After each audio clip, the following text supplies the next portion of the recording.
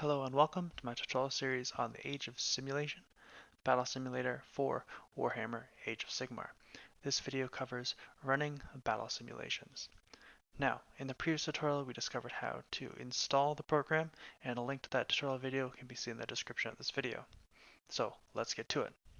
In this simulation example, we will use the Argonaut Company against Crypt Flares.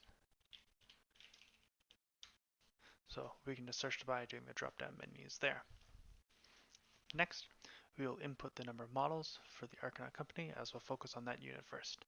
We can adjust up or down, as well as just type in the value we want, and the wounds will be adjusted accordingly. Now, next thing we'll implement would be the optional effects. So, for example, we have Glory Seekers. This is an optional effect that applies to the unit when they are close to an objective. So for the examples of this simulation, we will say that they'll always be close to an objective, and as a result, I believe they get a bravery buff as well as a to-hit buff. Next, we'll adjust the loadout of the models in the unit. So the default is to have all of them just standard Argonaut Company, as shown by the default value here, and all 10 models are that. However, we can adjust the loadout as we see fit by adjusting these numbers, and the amount in the Argonaut Company are automatically decreased such that we have a maximum of 10 models in the unit. And we can choose captains here for the unit as per the war scroll. We'll choose Aether Flare. Now, the simulation doesn't prevent you from breaking the rules, so if you want to, you could have 6 or 4 captains armed with an Aether Flare gun, and it'll allow you to do that, and the values are adjusted accordingly. However, if we don't want these anymore, because we'll want to make it a little bit more realistic, we can remove these, and the number of models will be added back to the Argonaut Company values there.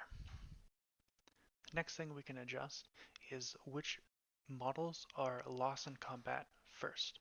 So for example, if models were to die and to be taken away from the unit, models will be moved starting from the top first and then to the bottom of the list. So for example, the captain with an Aether Flare pistol will be lost last, and the just standard default Argonaut Company will be removed first.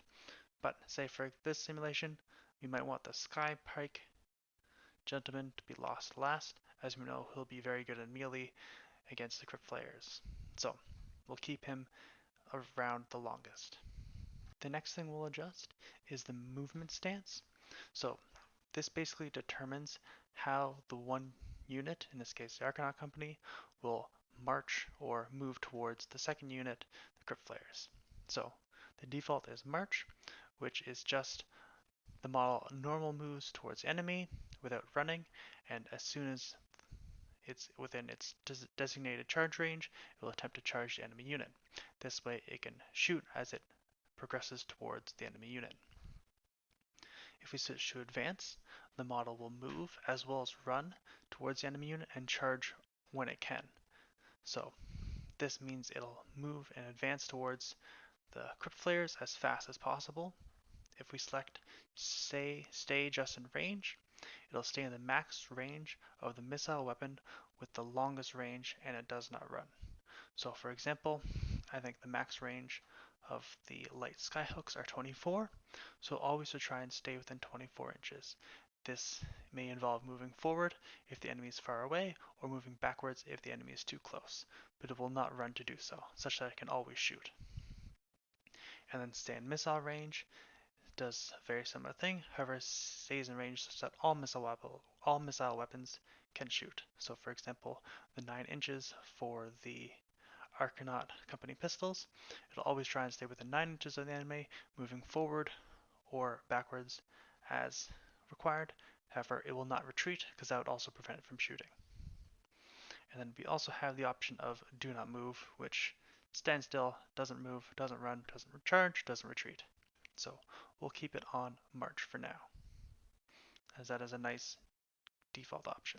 We'll now move on to the charge distance. So what this value here is the minimum distance it will attempt to charge at. So for example, if the Argonaut Company gets within 12 inches of the Crypt Flares, it will attempt to charge because it's now possible at that range. However, we can lower this to, say, for example, 5 inches, such that we only attempt to charge if we're within 5 inches, such that we can almost guarantee the charge because the value is significantly lower. Now, this is useful for when doing a movement stance such as advance, where we're balancing between should we run or should we charge.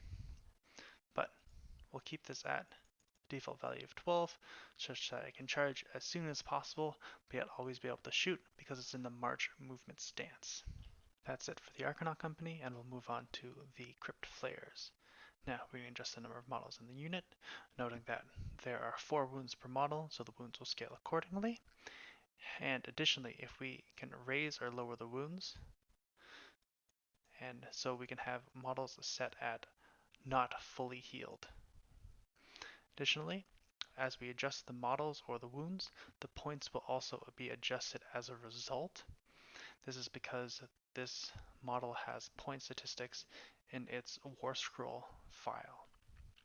Now, we'll keep it at 3, such that it's a full standard unit. Again, there's no optional effects for this unit. We'll keep it at March, and we'll give it a Crypt Infernal, such that it's a little bit more realistic in our simulation. So next up are the shared parameters, starting with who goes first. This is by default random, but it can be Unit 1 or Unit 2. This only applies to the first battle round. The remaining 4 battle rounds out of the 5 that are simulated are determined using the Sigmar rules, aka if there's a tie in the roll-off, then whoever was first in the previous round goes first in the next round. Next off is the starting distance. This is the distance between each of the units at the start of the very first battle round. And then there's a number of runs. This is the number of times the battle will be simulated. So in this case, it's 1,000 by default. The more runs there will be simulated, the longer it'll take, but the more accurate the average data will be. Next up is max simulation time. This here is a limit on the amount of time the simulation will run for. So if it's taking too long, it'll stop at 10 minutes and still give us the results. It will not be able to run the full number of runs as determined, but we'll still be able to get results, and it won't just be going on forever. Next up are the active phases. We can disable phases as we choose, and their damage and LNE effects will not be calculated. So for example, if we disable the shooting phase, there will be no shooting in this battle simulation, or if we do battle shock, then there will be no battle shock effects. But we'll keep all those active for this simulation. Once we've set up our simulation, we can run it by clicking the simulate button. It'll also give us the elapsed time of the simulation and estimated time until completion, as well as a loading bar here going through the number of runs from 0 to 1,000 as we set. So we'll hit simulate to show it run.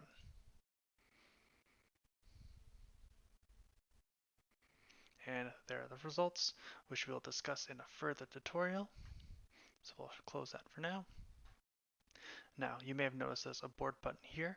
So for example, if we simulate with a lot of runs, say 10,000, and we want to hit simulate, now this is running and it's taking longer than we've expected, we can always abort it partway through using the abort button. Now what this does is brings up a pop-up here showing that the simulation aborted prematurely using so many runs out of the 10,000 runs it was given to complete.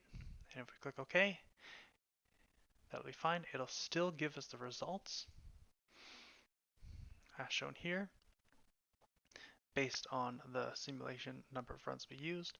So don't worry about losing data in that regard. It'll just be able to end the simulation early in case if we're having it take too long. If you have any questions, please see the Age of Simulation website for frequently asked questions, tutorials, and more, or you can leave a comment.